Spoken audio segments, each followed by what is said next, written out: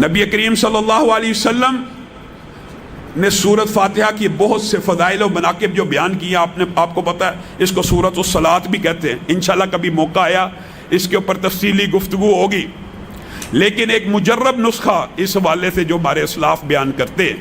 معزز سامعین گرامی قدر، یہ جو تعداد ہوتی ہے نا بعض وظائف کی، اس کے اندر جو 313 کا بعض علماء عدد بتاتے ہیں، یا 500 یا 1000 دفعہ، یہ اس لیے بتاتے ہیں کہ بندہ کم از کم اتنا پڑھ لے، کثرت سے پڑھے۔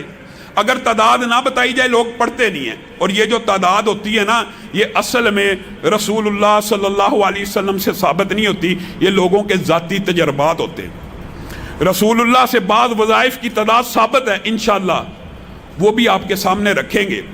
سورت فاتحہ کے بارے میں ایک بڑا مجرب جو نسخہ ہے وہ آپ کو بتانا چاہتا ہوں۔ حافظ محمد گوندلوی صاحب رحمہ اللہ اور ہمارے اسلاف بیان کرتے ہیں کہ انسان کسی موذی مرض کا شکار ہو جائے، کسی بیماری کا شکار ہو جائے، تو اس کو چاہیے یا تو سورت فاتحہ کو 7 مرتبہ پڑھا کرے، 7 مرتبہ پڑھا کرے، یا سورت فاتحہ اکیلی کو 41 مرتبہ پڑھا اور اس کا دم کیا کرے، کہ پانی کے اوپر پڑھ کے یا اپنے اوپر براہ راست اس کا دم کر لیا کرے۔ یہ دونوں مجرب ترین وظیفے ہیں۔ اور مولانا عبدالستار حماد جو مفتی اعظم ہیں اہل حدیث کے، وہ خود بیان کرتے ہیں، میں نے اپنی بیماری کے اندر سورت فاتحہ 7 مرتبہ، یہ بھی نوٹ کر لیں، سورت بقرہ کی پہلی 5 آیات 7 مرتبہ، آیت الکرسی 7 مرتبہ، اور چاروں کل آخری 7 مرتبہ پڑھے ہیں۔ میں نے آج تک کوئی گولی اور دوائی ڈاکٹروں کی نہیں لی۔